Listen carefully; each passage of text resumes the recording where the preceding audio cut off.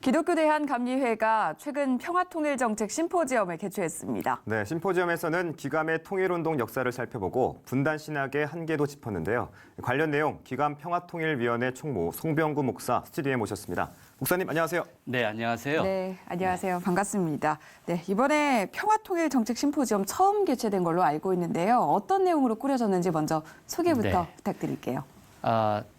근래에 들어서 처음이지 네. 사실은 오래전부터 계속되어 왔던 것입니다. 네.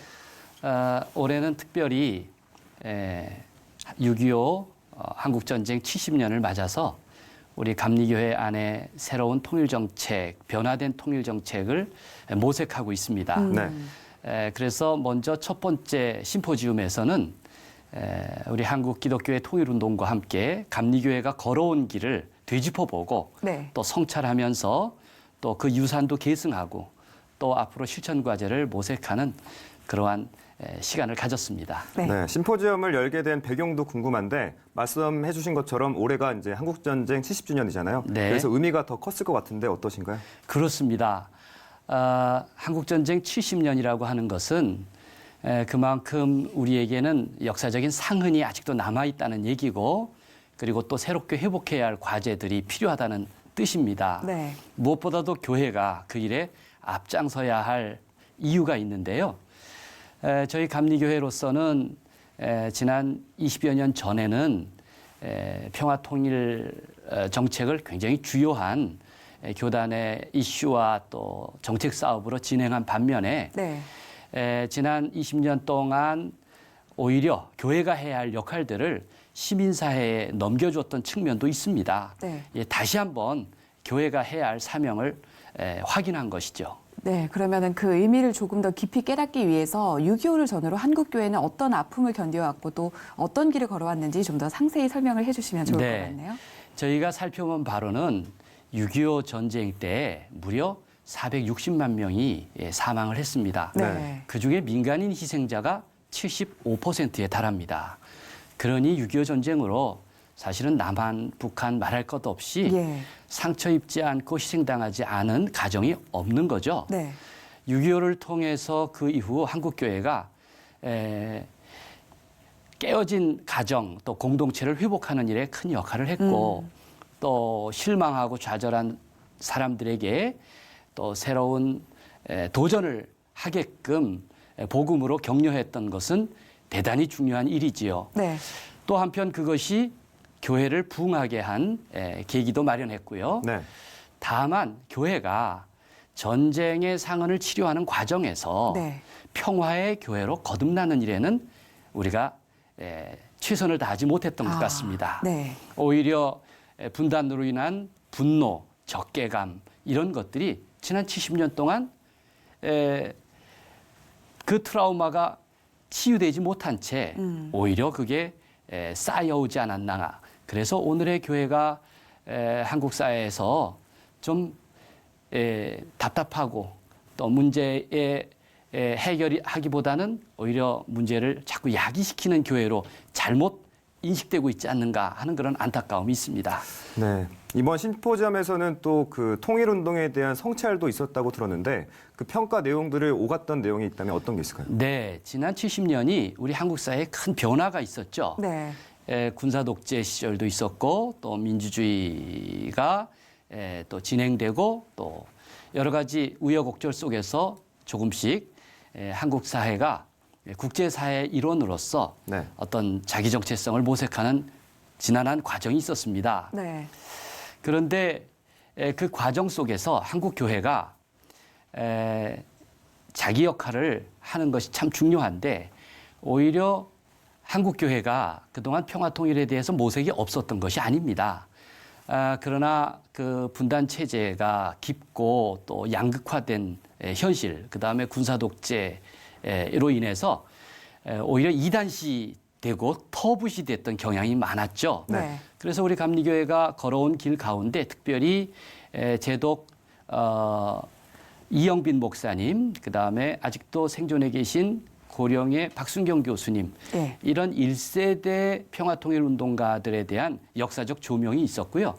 또 그것에 대한 평가와 성찰, 이와 함께 또 그분들이 남겨놓은 씨앗을 어떻게 우리가 다시 한번 우리 한국 교회 안에서 네. 정착시킬 것인가 뿌리 내릴 것인가 하는 논의가 있었습니다. 네, 이 심포지엄에서는 뭐 이런 내용뿐만 아니라 한반도 상황에 대해서 여러 가지 고찰도 함께 이루어졌을 것 같은데 평소에도 여러 가지 생각을 하고 계실 것 같습니다. 지금의 남북 관계라든지 한반도 상황 어떻게 좀 그렇죠. 지켜보고 계십니까? 우리 남북 관계가 지난 한 10년 가까이 굉장히 대화가 단절되고 또 교류가 없었던 시절이었죠. 네. 일종의 암흑기였는데 그래도 평창 올림픽을 계기로 해서 네. 해빙 무드가 있었고 그리고 4.27 판문점 선언 네. 또 9.19 평양 공동 성명 이런 과정을 통해서 굉장한 희망을 가져온 것 분명한 사실입니다. 그러나 지난 2019년을 돌아보면은 그 희망이 많이 줄어들고 그리고 다시 평창 올림픽 이전으로 돌아가지 않을까 하는 막연한 두려움도 있는 것이 사실입니다. 네. 그래서 아마 올 초부터 정부로서도 그러한 북미 관계 악화를 타개하고 또 우리만의 좀 독자적인 평화 통일을 향한 모색을 하고 있다고 평가합니다. 그런 점에서 우리 한국교회의 노력도 함께 가야 되지 않을까 하는 생각이 들고요. 네. 저희 평화 통일 심포지움에서도 그러한 방향성에 대해서 크게 또 일치하는 네. 그러한 모습이 있었습니다. 네, 한국교회가 노력해야 된다라고 말씀하셨는데 그럼 앞으로 우리 한국교회가 노력해야 될 점들은 어떤 게 있는지도 한번 설명해 주시죠. 네, 제가 2006년도에 우리 한국에서 서울에서 WMC 세계 감리교 대회가 열렸습니다. 그때 많은 지도자들이 판문점에서 함께 예배를 드렸는데요. 네. 네. 제가 그 자리에 예배에 참석하면서 그때 회장이던 썬데이 음방 감독이 이런 얘기를 하는 것이 제가 마음에 와닿았습니다. 한국에는 교회가 이렇게 많은데 네. 왜 이 사회에 분노가 가득합니까? 네. 그런 이야기를 하더라고요. 제가 아니 한국을 방문한 지 얼마 되지도 않은 분이 저렇게 얘기하기에는 할 때에는 뭔가 그가 평소에 느꼈던 것이 실제로 확인되는 과정이 아니었나 하는 생각이 들었습니다. 네. 우리 교회는 평화의 교회입니다. 또 복음은 서로 사랑하라라고 하는 그러한 말씀으로 우리에게 늘 권면하고 있습니다. 네. 평화의 교회로 거듭나기 위해서는 그동안 교회가 안에 있는 그러한 세대 간의 갈등 또 이념적인 갈등이 사실은 사회 못지않게 교회에도 내재되어 있습니다. 네. 네. 그런 적대감, 분노, 이런 형제를 원수화하고 악마화하는 그러한 어떤 남북에 대한 시각 이런 것들을 조금씩 극복해 나가야 하지 않겠습니까? 무엇보다도 우리 다음 세대에게는 그러한 평화의 공감대 그리고 어떤 화해에 대한 우리 교회의 책임의식 네. 이런 것들을 우리가 가르쳐야 되고 또 가르칠 뿐만 아니라 모범을 보여야 되고 또 그렇게 함으로써 교회의 본분을 우리가 만들어가야 되겠다 하는 생각이 듭니다.